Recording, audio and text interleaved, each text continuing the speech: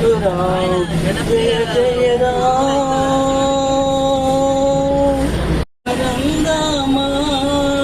రఘురామ రామ రణరంగ భీమ జగదేక సార్వభౌమ శ్రీరామ పరం రామ జయ రామ పరం రామ. రమేష్ సార్కు కాల్ చేసి అడిగాము ఎలా ఉంటుంది మరి అని. మేము ఇలా తీసుకెళ్ళినాం, చాలా బాగానే ఉంటుంది, మీరు అవసరమైతే పోయిన వాళ్ళని అడగండి. వస్తలేదా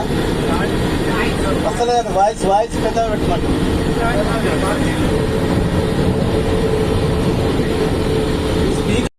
సిద్దిపేట దాకా వెళ్ళాను, వాళ్ళ ఇంటికి కూడా వెళ్ళాను, చూశాను.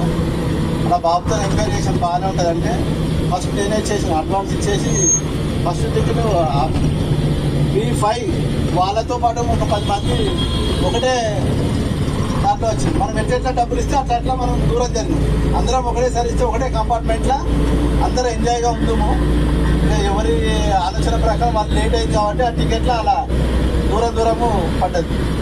ఇలా మనం సర్వీస్లో అందరము ఇలా కలుసుకున్నాం. అందరము పోయే 15 రోజులు అందరం కలిసిమెలిసి సంతోషంగా ఉందాము, ఒకరికొకరు సహకరించుకుందాము. ఎవరు తప్పు చేస్తారు కావచ్చు, తెలియకుండా తెలుసో ఏదో అందరం సర్దుకపోదాం.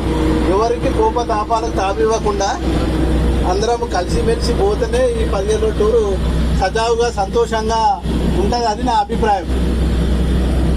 సహజంగా తెలియకనే ఓసారి కోపానికి వస్తాం. నేను కూడా రావచ్చు, మీరు కూడా రావచ్చు. ఆ సందర్భాన్ని ఆ సిచ్యువేషన్ బట్టి కోపానికి వస్తాం కావచ్చు. అయినా సర్దుకొని కలిసిపోతే బాగుంటుందని నా అభిప్రాయం. అవునా కాదా? ఉండదు, తెలియకుండా కొన్ని జరుగుతూనే ఉంటుంది. ఎవరైనా పెద్దవాళ్ళైనా చిన్నవాళ్ళైనా తెలియకుండా ఆ సిచ్యువేషన్ బట్టి ఒకటేసారి కోపానికి వస్తుంది. పోవాలనేది ట్రావెల్స్ దొరకలేదు. విజయవాడ వాళ్ళకి డబ్బులు ఇచ్చినా కూడా మళ్ళీ మా వాళ్ళకి నాకు తీసుకోవటం అని వచ్చింది. మద్రాసు వాళ్ళు హైదరాబాద్లో సికింద్రాబాద్లో ముందుగా మనకు ఒక సామెత, ఒక కొటేషన్ ఉంది, భగవంతునికి భక్తునికి అనుసంధానం అంబికా దర్బార్ బట్టి. ఇక్కడ ఈ చార్ధామ్ యాత్రకు మనకు అనుసంధానం రమేష్ గారు వాళ్ళ టీము కాబట్టి ముందుగా వాళ్ళను అభినందిద్దాం. మనకు ఆ దర్శన భాగ్యం కల్పిస్తున్నందుకు వాళ్ళకు ఒక్కసారి మనస్ఫూర్తిగా కృతజ్ఞతలు తెలియజేసుకుంటూ, ఇప్పటి వరకు చాలామంది పెద్దవాళ్ళు, నేను ఫస్ట్ ఆఫ్ ఆల్ నా పేరు శ్రీనివాసు, నేను ఉండేది వేములవాడ, గవర్నమెంట్ టీచర్ను. మా మేడం కూడా గవర్నమెంట్ టీచర్. ఒక పాప ఒక బాబు. పాప ఢిల్లీలో సీట్స్ ప్రిపేర్ అవుతుంది, బాబు చెన్నైలో బీటెక్ చేస్తున్నాడు.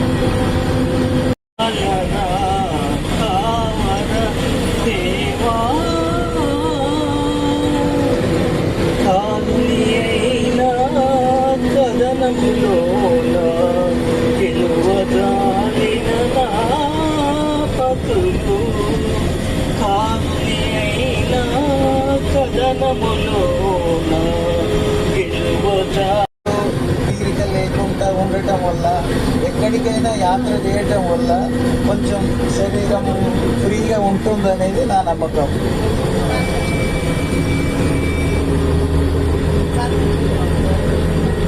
ఈ యాత్రలలో ఒక్కొక్కసారి కష్టాలు, బాధలు, సంతృప్తి కంపల్సరీ.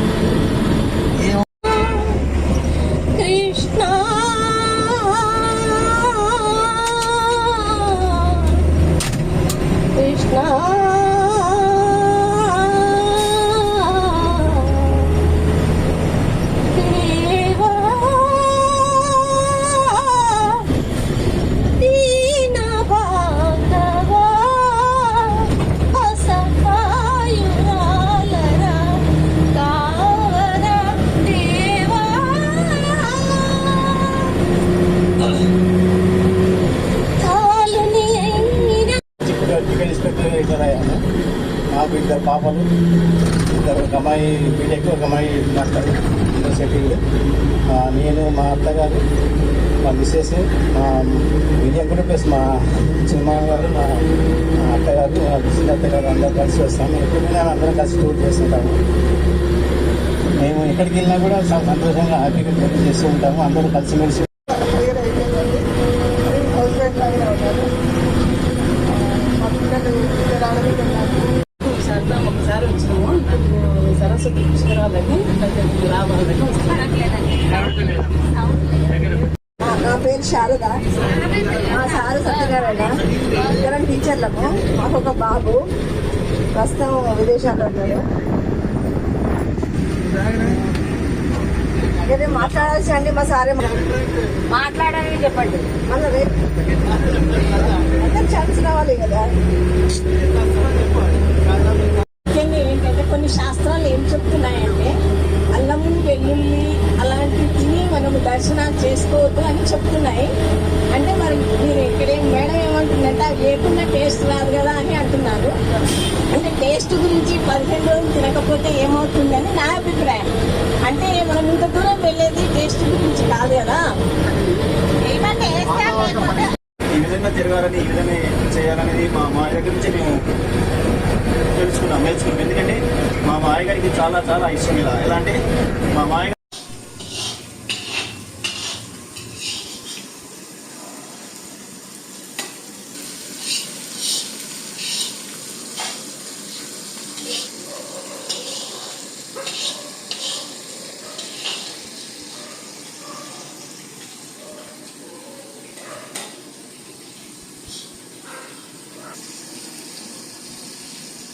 ఏ మొహాన్ని పెట్టుకొని ఇక్కడ కూడా పెడతలేదన్న.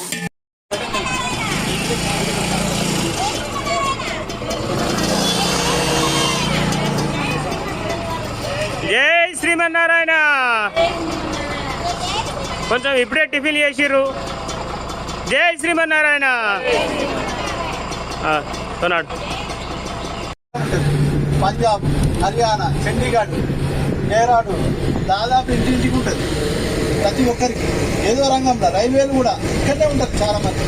మన సైడు ఇప్పుడు మనం అదండి వాట్సాప్ ప్రపంచము ఎక్కింది కాబట్టి దాంతో మనం అంతా రియలైజ్ అయ్యి ఇప్పుడు వస్తున్నాం రైల్వేలకు. కానీ గత 60-70 ఏళ్ళ నుంచి రైల్వే నుంచి సెలెక్ట్ అయిన వాళ్ళందరూ ఈ ఢిల్లీ చుట్టుపక్కల వాళ్ళే ఉంటారు. శ్రీ వెంకటేశ గోవింద, భక్తవత్సల గోవింద, భాగవతం ప్రియ గోవింద, నిత్య నిర్మల గోవింద, నిలమిగ గోవింద, హరి గోవింద, గోకుల నందన గోవింద, నందనందన గోవింద, నవనిత చోర గోవింద, పశుపాలక శ్రీ గోవింద, పాప విమోచన గోవింద, కృష్ణ సంహారణ గోవింద.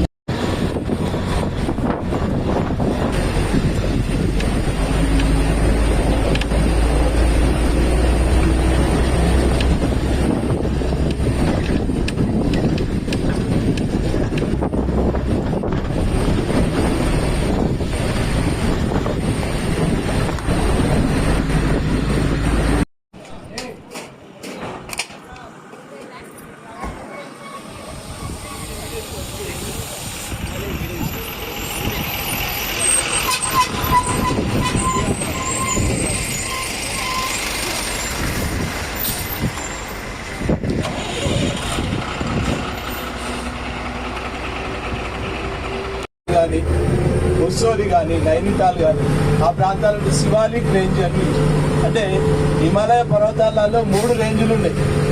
ఒకటి ఫుట్వేర్ లెవెల్లో అంటే మన బాడీని తో పోల్చి చెప్తున్నప్పుడు ఈ ఫుట్ రేంజ్లో ఉండేటువంటి శివాలిక్ అంటాం, మధ్యలో ఉన్నటువంటి నిమ్న హిమాలయాలు అంటాం, టాప్ రేంజ్లో ఉన్నటువంటి వాటిని హిమాద్రి అంటాం. 6100 మీటర్లు. ఈ కైలాస శిఖరం కానీ, మానస సరోవరం కానీ, ఎవరెస్ట్ శిఖరం కానీ ఇవన్నీ కూడా టాప్ రేంజ్.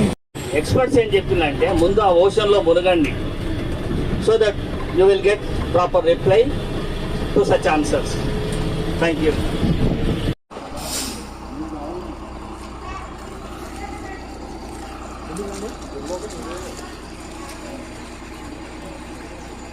ఛానల్ ఇప్పుడు మనం పోయేది యమునోత్రి. అక్కడ దివ్యశిల ఉంటుందంటే ఫస్ట్ అక్కడ దర్శనం చేసుకొని దండం పెట్టుకొని పోవాలట. అది నాకు తెలిసిన వరకు చెప్తున్నా. తర్వాత మనం ఈ యాత్రలో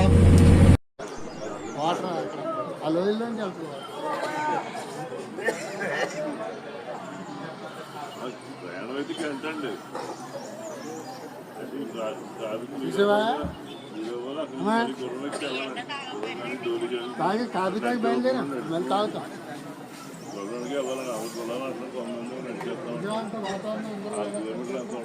సరే బాగా ఎక్కడ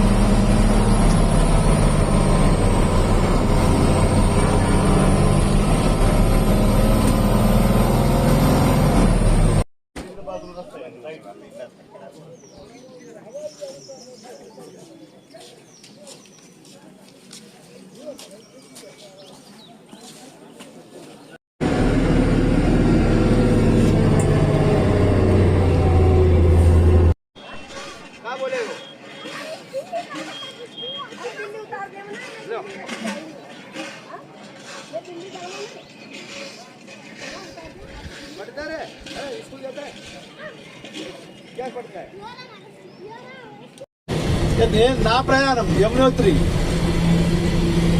మనం చూసినాం, అరే మనం ఫిట్ ఉన్నాం కదా, మనం ఎట్లయినా నడుస్తాం, ఏమున్నది అనుకుంటే అడుక్కుంటూ పోతున్నాం. ఈజీగా వెళ్ళొచ్చు సార్ అని పోలీస్ ఆయన అడిగిన. ఫస్ట్ పోలీసుని అడిగిన, అరే సార్ మేము ఎక్కగలుగుతామా? ఈజీగా ఎక్కగలుగుతారు సార్, ఈజీగానే ఉంది, మీరు అంతా సాఫీగానే ఉంటుంది అంటారు. ఆ గేట్ వరకు మేడం నేను ప్రయాణం చేసాం. మంచిగానే ఉండదు అక్కడ దాకా. తను శ్రీధర్ కూడా కలిసింది. అందరూ మంచి వైపు ప్రయాణం మొదలుపెట్టింది. మొదలుపెట్టాకని మొదలుగా ఏ నది గడిచింది అని చెప్పుకున్నావు అమ్మా? ఏ నది కలిసింది? నది ఉంటుంది, నందాకిని. ఆ నందాకిని నది వచ్చి మళ్ళీ అలకనంద నదిలో కలుస్తుంది. నందాకిని నది ఎక్కడి నుంచి అంటే ఈ ఉత్తర పడమర నుంచి తూర్పు వైపు ప్రవహిస్తుంది. వచ్చి అలకన ఆమె గంగకు రావాలంటే విపరీతమైన ద్వారా, అంటే భూమి తట్టుకోలేదు. అందుకే శివుడు తన జటాజూటాన్ని మొత్తం చేసి కింద ఆ గంగను ధరించిందనమాట. ఆ ఫోర్సు భూమికి తగలకుండా తన జటాజూటంతో మీద మొత్తం మీద ప్రవహించింది. అది కిందికి పోయిన తర్వాత ఫస్ట్ కొత్తగా ప్రాక్టీస్ చేసుకునేటప్పుడు నేను ప్రతి ఒక్కరితో ఎక్కువ కట్టించేవాడిని. అసలు ఎట్లా తక్కువ చేసుకోవాలని నేర్చుకునేది నేను క్లయింట్ల దగ్గర నేర్చుకున్నా. మార్వాడి క్లయింట్స్ దగ్గర నేర్చుకున్నా నేను. వాళ్ళు ఏంటంటే ఎట్లా ఎక్కువ ఉండాలి, ఎంత తక్కువ చూపించాలి, ఎట్లా అన్నది నేను వాళ్ళ దగ్గర నేర్చుకున్నా. ప్రాక్టికల్గా మేము మాకు ఇవేం తెలియదు. ఫస్ట్ మీ కోచింగ్ క్లాస్లో నేర్చుకునే దానికి దీనికి సంబంధం ఉండదు. ఇవన్నీ ఎట్లా నేర్చుకుంటామంటే బయట వేరే వాళ్ళు చేస్తున్నారు. మూలాధార అంటే మనం కూర్చున్న ప్లేస్లో ఉంటుంది వెనక భాగంలో. ఫస్ట్ అదొక్కటి ఓపెన్ అయితే చాలు. అది ఒకటి ఓపెన్ అయితే కూడా ప్రతి ఒక్కరికి కూడా చాలా మంచిది. దాంతో మనం ఎవరిని తలుచుకున్నా ఎవరైనా సరే వాళ్ళకు మనం గుర్తొస్తాం. ఏది మనసులో వాళ్ళకు గుర్తొచ్చు. సపోజ్ ఎక్కడో అమెరికాలో ఉన్న అతన్ని గుర్తు చేసుకున్నా కూడా అతనికి తలంపు వస్తుంది మన గురించి. కరెక్ట్ అయితే అదే యూనివర్స్. ప్రతి మనసులో ఉంటుంది అందరికి. ఎలా చెప్పాలి అట్లా. ఫస్ట్ రోజు అన్న ఇప్పుడు మెడిటేషన్ చేస్తే దాని మీద సంపూర్ణమైన అవగాహన ఉంటే బాగా నేను చెప్పచ్చు, కానీ నాకు దాని మీద ఎక్కువ అవగాహన లేదు. ఆ మెడిటేషన్ ఒక్కొక్కరు ఒక్కొక్క రకంగా చెప్తుంటారు. మెడిటేషన్ వయసు ఎంత ఉంటే అంత చేయమని కొందరు మరి అది గంటలు కాకపోయినా సెకండ్లు ఇట్లా అని కదా తెలుసు, కానీ ఆ మెడిటేషన్ గురించి చెప్తలేదు.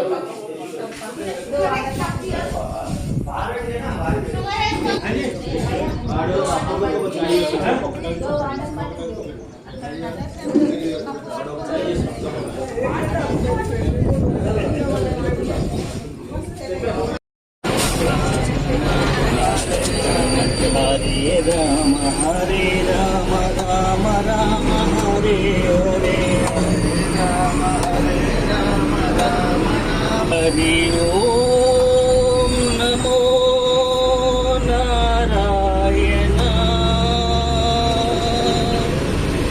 Om Namo Narayana Namo Narayana Hari Om Namo Narayana Om Namo Narayana Om Namo Narayana Hari Om Namo Jaya Rama Parandama Raghurama Rama Ranavindadima Jagadeka Sarvabhauma Sri Rama Parandama Jaya Rama Parandama Saketa Puradisha Rama Sita Manohara Sri Rama Parandama Jaya Rama Parandama Rama Rama Ranaranga Jagadeka Sarvabhauma Sri Rama Parandama Jaya Jaya Ram Jaya Raghuram Jaya Jaya Ram Jaya Raghuram Jaya Jaya Ram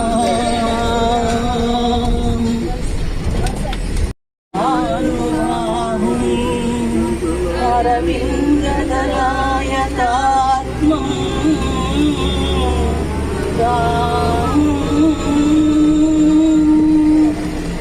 Nishātaya vināṣakaram namāmi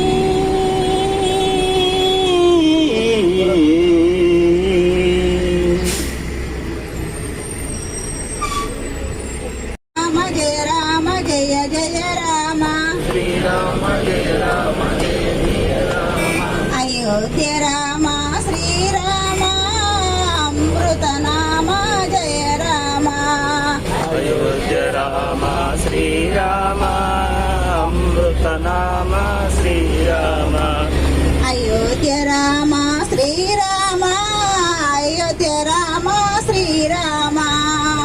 Ayodhya Rama Srirama ఎవరు అంటలేరు?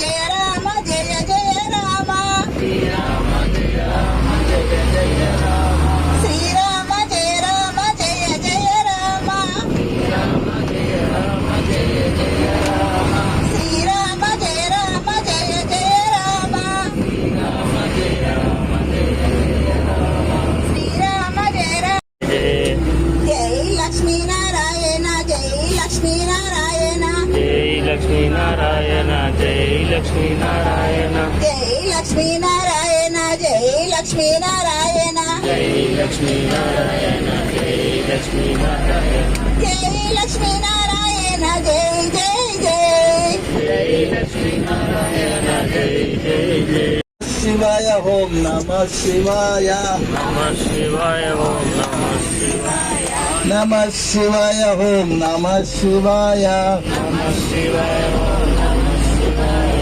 నమ శివాయ ఓం నమ శివాయ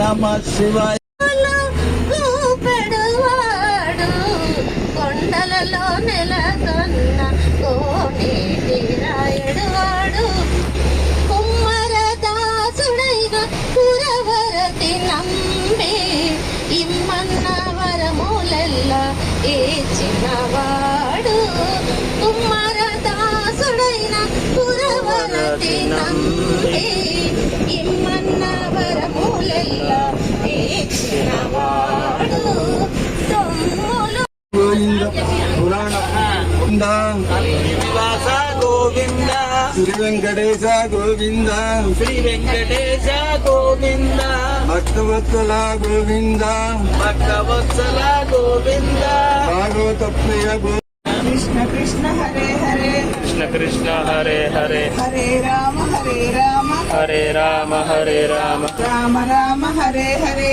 రామ రామ హరే హరే హరే కృష్ణ కృష్ణ హరే కృష్ణ కృష్ణ కృష్ణ హరే హరే కృష్ణ కృష్ణ హరే హరే హరే రామ హరే రామ హరే రామ హరే రామ రామ రామ హరే హరే రామ రామ హరే హరే హరే కృష్ణ కృష్ణ హరే కృష్ణ కృష్ణ కృష్ణ హరే పరాత్పర రామ శుద్ధ బ్రహ్మ పరాత్పర రామ కాలాత్మక పరమేశ్వర రామ ఆరాత్మక పరమేశ్వర రామ శేషతల్ప సుఖ నిద్రిత రామ శేషతల్ప నిద్రిత రామ శేషతల్ప సుఖ నిద్రిత రామ శేషతల్ప నిద్రిత రామ పుణ్యాత్రలు చేసినప్పుడు వాళ్ళ యొక్క కాన్ఫ్లిక్ట్స్ వాళ్ళు ఎదుర్కొన్నటువంటి సమస్యలు చెప్పింది మాకు. ఇప్పుడు నేను చదవడం పోతున్నా అంటే ఈ వయసులో పోతుంది సార్, ఇంకా కొంచెం టైం తీసుకొని గోమని ఓసారి అన్నాడు సంబరాలు ఓసారి మాదేవి అన్నాడు. అదే అందరిసారి చదవడం పోదామని ఇంటికి వచ్చిన సరే మరి ఇప్పటిదాకా రమేష్ సార్ చెప్పినట్టు మరి మీ పుణ్య ఖాతాలో బాగానే జమ అయినట్టుగా కనబడుతుంది. దాని ప్రకృతిని బట్టి మనం చెప్పచ్చు ఏమంటుంది అంతే సార్. సరే ఇంకా రమేష్ సార్ గారు మరి నన్ను లేపేదాకా ఇడిచిపెడతాడు ప్రతిరోజు. సరే ఈరోజు తెహ్రీ డ్యామ్ గురించి మనం మాట్లాడుకుందాం. అయితే ఫస్ట్ ఆఫ్ ఆల్ మనం డ్యామ్ అంటే ఏందో తెలుసుకోవాలి, స్టెప్ బై స్టెప్ పోవాలి మనం. డ్యామ్ అంటే సరే ఎవరైనా చెప్పగలుగుతారా?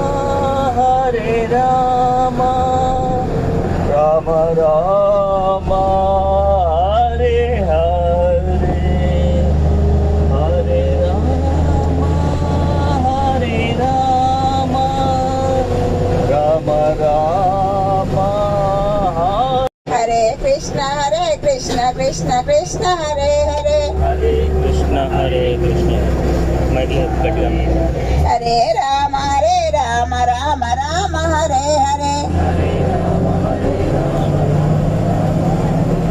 హరే రామ రామ రామ హరే హరే హరే కృష్ణ కృష్ణ కృష్ణ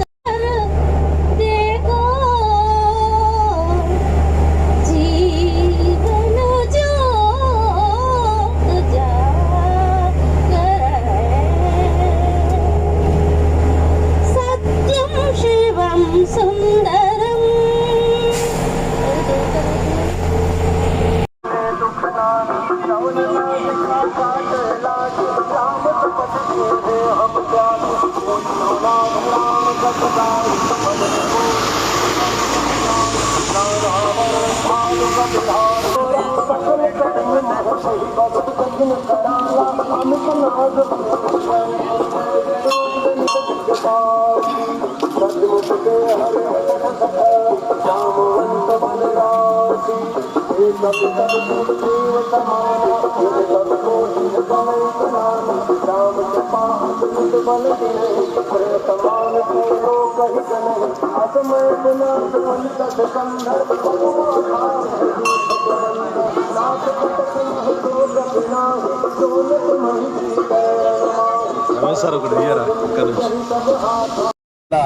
భార్య అయినటువంటి ద్రౌపది అందరూ కూడా బయలుదేరి వెళ్తూ ఉంటారు.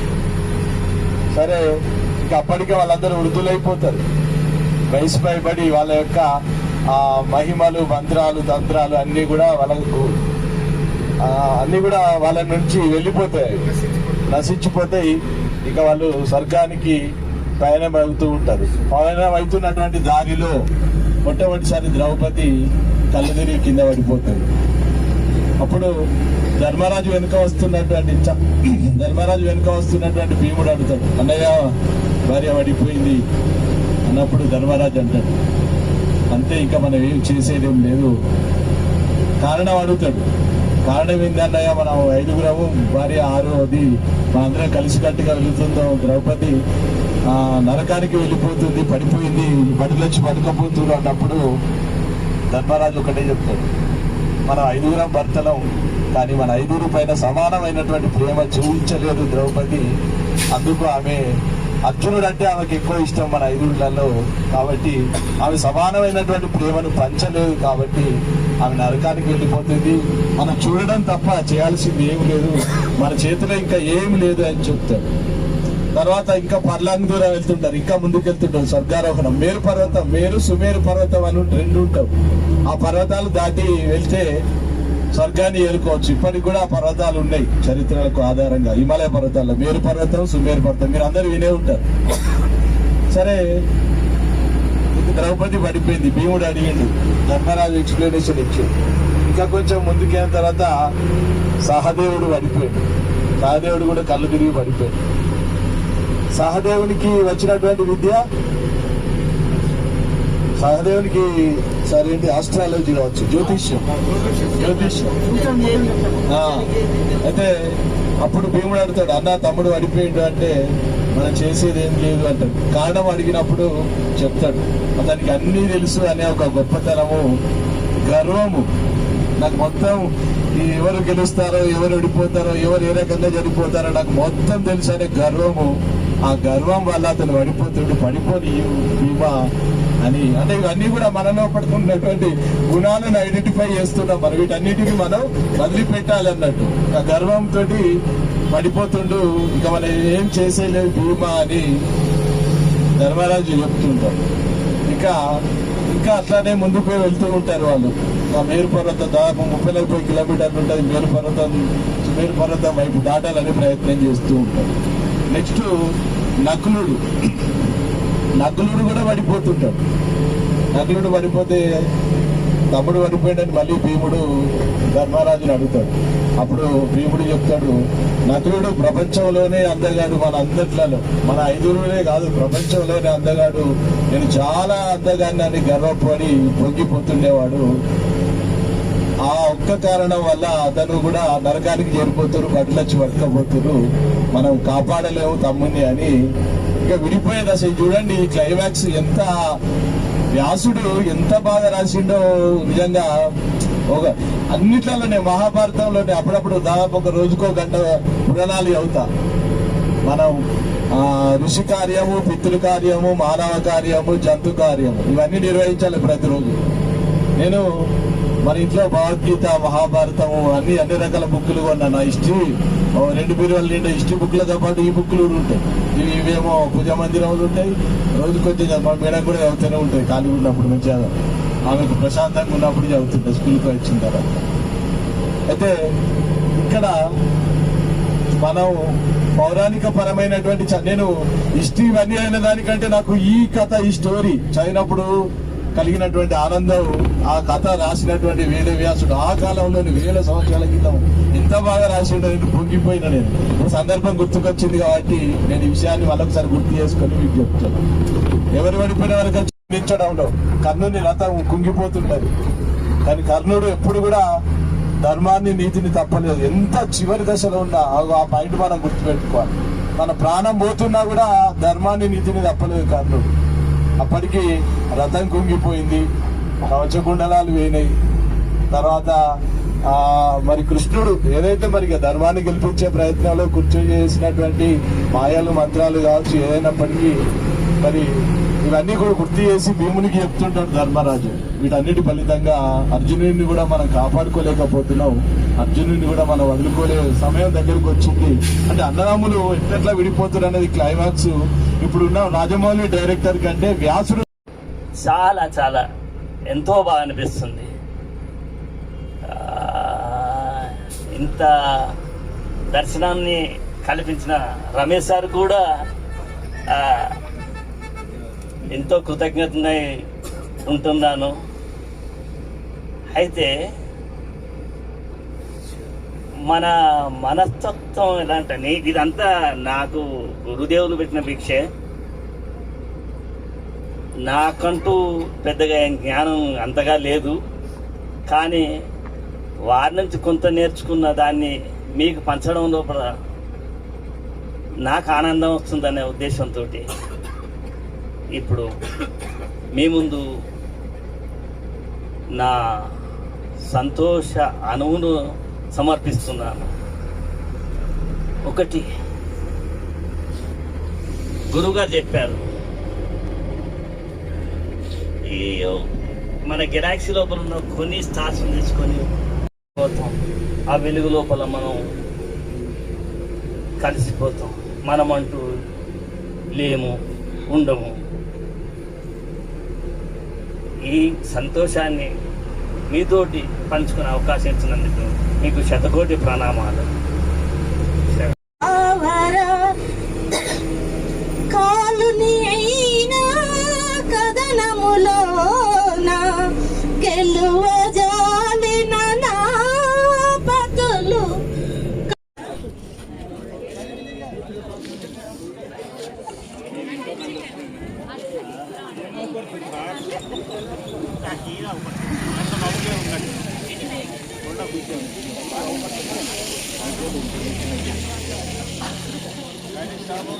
ఏదో నోట్లో మాట్లాడింది ఎంత రెడీ అయ్యేసరికి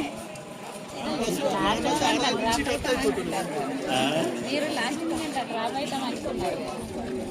మేమైతే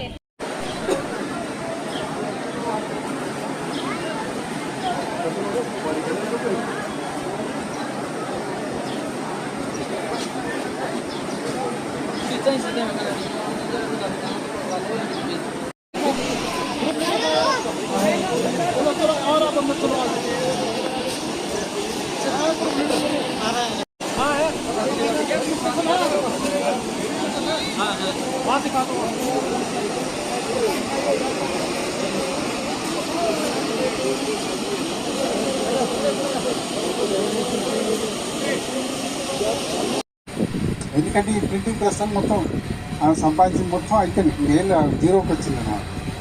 అప్పుడు వాళ్ళు ఉండి అమ్మ ఈ అన్నమాచార్య కీర్తనలు మేము మొత్తం ఏం కాదు క్యాసెట్ల రూపంలో వేస్తాం. దానివల్ల అన్నమాచార్య క్యాసెట్ ప్రజలకు పోయి మాకు విపరీతమైన డబ్బు వస్తుంది. ఆ డబ్బును మేము మీకు కొద్దిగా సహాయం ఇస్తామని చెప్పింది. అన్న తర్వాత మరి మ్యూజిక్ బయట అంటే అప్పుడు అన్న టీటీడీ వాళ్ళు సొంతంగా రికార్డింగ్ రూమ్ ఏర్పాటు చేస్తుంది. మీరు బయట వాడద్దు. మా టీటీడీ ఓన్ ఇంతకుముందు అది గుడి పక్కనే ఉంటుండే, అది తర్వాత తీసేసినాము. మా రికార్డింగ్ దాంట్లోనే రండి, తిరుమలలో రికార్డింగ్ ఇస్తాం, మీరు రండి. సరే సరే. అప్పుడు ఆమె కూడా ఒప్పుకోలేదు, మొగుడు సరే. కీర్తన బాగా అయింది. మొత్తానికి అన్నమాచార్య కీర్తనలు అన్నీ కాకుండా కొన్ని ముఖ్యం ఆమె ఎన్ని వాడిందో నాకు తెలియదు. బట్ థింక్ ఇస్ దట్ ఒక మొత్తానికి కొన్ని కీర్తనలు చేసి అన్నమాచార్య సంకలనం అనేది ఆమె చేసింది. దాని ద్వారా చాలామందికి అన్నమాచార్య కీర్తనలు వెలుగులోకి వచ్చాయి. అంతా మా అన్నమాచార్యులు 18,000 ప్రయోగాలు చేశారంటారు. అందులో ఎన్ని వచ్చినా తెలియదు. మొత్తానికి ఆమె వాడి వాళ్ళ యొక్క అంటే ఆర్థిక పరిస్థితి కొద్దిగా మేలు చేయడానికి పివిఆర్క ప్రసాద్ తర్వాత మన కంచి పరమాచార్య సాయం చేసుకుని ఆ రకంగా వాళ్ళు డామినేట్ చేస్తాను. మత వ్యవస్థ ఒక కౌన్సిలర్కు మున్సిపల్ కౌన్సిలర్ అనుకోండి, అతనికి మనకు ఇద్దరు రిలేషన్స్ బాగుంటాయి. అదే ఒక ఎంపీ తోటి మనకు ఉంటాయా? ఉండవు. అంటే ఇక్కడ కులం అనేది ఒక మున్సిపల్ కౌన్సిలర్, మతం అనేది ఒక ఎంపీ. ఇండియా లోపల ఉన్న పరిస్థితి అది. ఎంతకీ బేసిక్గా ఇది పోతున్నది అనే క్రైసిస్ వస్తుంది తప్ప అసలు యావరేజ్ ఇండియన్ అనేది మతం నుంచి ఎందుకు దూరం జరుగుతుంది అనేది గ్రాస్ రూట్ లోపలికి వెళ్ళిపోయి ఆలోచన చేసే పొలిటీషియన్ ఉంటుంది. ఎంతకు వాళ్ళ ఓటు బ్యాంకు పెరగాలి, అధికారంలోకి రావాలి. దాని మీదనే కాన్సన్ట్రేట్ చేస్తుంది. ఈ ఆర్ఎస్ఎస్ లాంటి శాఖలు ఏంటంటే గ్రాస్ రూట్ లెవెల్లో ఉండి ఒక క్రమబద్ధమైన ప్రణాళికతోటి, ఒక దీర్ఘకాలిక ప్రణాళికతోటి పనిచేసుకుంటూ పోతున్నాయి. అంటే ఇప్పుడు మరి మా పొజిషన్ నుంచి 4th పొజిషన్కి ఇండియా వచ్చింది. ఏ లోపల ఆర్థిక విషయాల లోపల, ఆర్థిక సంపద లోపల 10th పొజిషన్ నుంచి 4th పొజిషన్కి ఇండియా వచ్చింది. కాబట్టి నరేంద్ర మోడీ మాటలు వింటున్నారు. అదే 15th పొజిషన్ అనుకోండి, ఎవరి మాట ఇంకో విషయం లోపలికి వస్తారు. నా దగ్గర ఏమున్నది, నేనేం చేయగలుగుతా అనే ఎంటర్ప్రెన్యూర్ నేచర్ అంటే